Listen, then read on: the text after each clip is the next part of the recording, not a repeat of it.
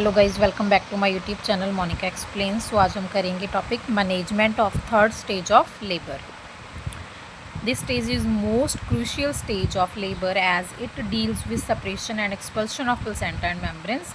ये जो third stage है लेबर की, बहुत ही ज़्यादा क्रूशियल स्टेज होती है, क्रिटिकल स्टेज होती है लेबर की, बिकॉज ये डील करती है सेपरेशन और एक्सपल्शन ऑफ प्लेसेंटा। एक तो प्लेसेंटा सेपरेट हो रहा है और एक्सपल आउट हो रहा है, मतलब कि बाहर आ रहा है बॉडी से। मेम्ब्रेन और प्लेसेंटा उसके साथ ये डील करती है। प्रिंसिपल्स क्या रहेंगे? टू इंश्योर ऑब्जर्वेशन करनी है पेशेंट की, और पीपीएच पोस्टपार्टम हेमरेज से प्रिवेंट करना है पेशेंट को।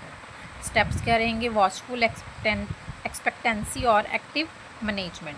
वॉचफुल एक्सपेक्टेंसी में क्या करेंगे हम? फर्स्ट है वॉच में, तो वॉच करना है, पेशेंट को ऑब्जर्व करना है। Watch the mother carefully, never leave alone the mother if for a short time period. Mother को अकेला नहीं छोड़ना है, even a short time period के लिए भी अकेला नहीं छोड़ना है। If the patient is delivered into lateral position, अगर जो भी पेशेंट है वो लेटरल पोजीशन में है तो बार बार से उसकी पोजीशन चेंज करनी है। इन द डोर्सल पोजीशन में चेंज कर देंगे लेटरल को।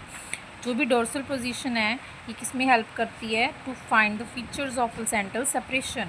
जो भी प्लेसेंटा सेपरेट हो रहा है या नहीं, उसके फीचर्स को आइडेंटिफाई करने में बहुत ही ज़्यादा हेल्प करती है हमारी dorsal position. And amount of blood loss, जो भी हमारा ब्लड लॉस हुआ है उसको डिटेक्ट करने में बहुत ज़्यादा हेल्पफुल होती है। Fourth point, catheterization should be done if the bladder is full. ज़रूरी नहीं है कि मदर को कैथेटराइजेशन करना ही है, बट करेंगे अगर ब्लैडर फुल है तो। इस स्टेज में हम उसको वॉशरूम में नहीं जाने देना है, बिकॉज हमें वॉच करना है। That's why we catheterize the patient. If there is a no sign of placental separation, अगर हमें कोई भी साइन नहीं दिख रहे हैं कि प्लेसेंटा सेपरेट हुआ या नहीं, तो क्या करेंगे? Hand is placed over the fundus. Fundus होता है जो, उस पर हैंड को प्लेस करना है और चेक करना है, पालपेट करना है कि कोई हमें साइंस फील हो रहे हैं सेपरेशन के या नहीं। नेक्स्ट क्या है? अगर सेपरेट हो रहा है उसके बाद क्या है? Separation of placenta. The placenta is separated with in a minute after the delivery of the baby. जो प्लेसेंटा है वो सेपरेट होता है विद इन अ मिनट्स में हो जाता है जब भी बेबी की डिलीवरी होती है उसके बाद।